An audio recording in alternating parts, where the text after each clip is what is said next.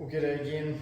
We're going to go through shoulder mobility and shoulder stability as a follow-up to the previous shoulder series. Alright, so in this first one, I'm going to take a band. It doesn't have to be this thick, and so we're going to place it around sort of top of your head sort of height, a little bit higher. From there, I can come back, and I'm going to just hold that stretch.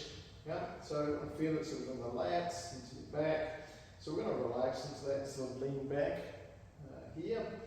We can also add a bit of a variation where I'm holding this pose, and I'm also now creating thoracic rotation as well. So we create a little bit more of a stretch into the back there, and we'll feel it more into the shoulders as well. So this is a good one just for freeing up the shoulders. Alright, so for this one, you grab a pole. Look, you can do it with a band, you can do it with like a broomstick. So this is shoulder dislocate. So from here, we're going to go over the body. Yeah, and then we're trying to sneak our hands, as far in as we can to create this movement. When we do this movement, we don't want to be sort of flaring the ribs to get the movement pattern. We want to think of keeping the torso down and then creating that rotation. So that's a really good one for freeing up the shoulders and having that nice sort of shoulder mobility and full range of movement. So shoulder circumduction now. Alright, for this one, you may have heard W's and Y's and T's and L's. Those are the movement patterns that you create moving your shoulders around the head.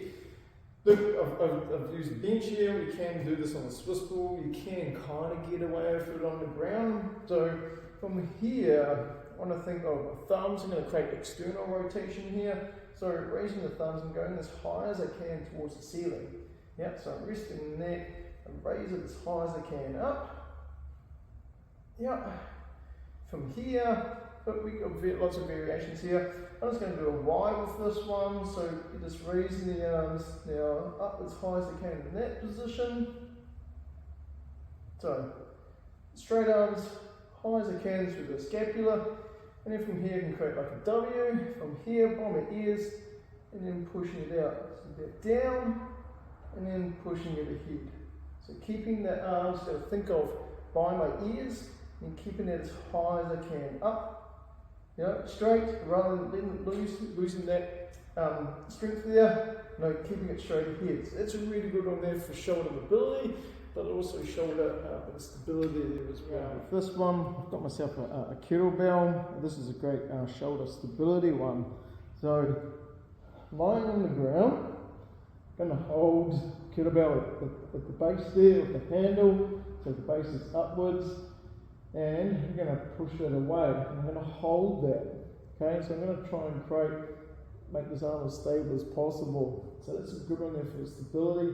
Can add a little bit of variation into this where we're pushing the shoulder away, the arm away, and then we retract it to the floor. So now we're creating protraction and retraction, sitting it back to the floor. A little bit of a variation there for the shoulder girdle.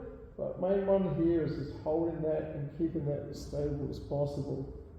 Yeah, and we can obviously switch sides, and you might find a difference there between your left side and your right side. Yeah, same thing. Push away, retract. If you want to add that variation in,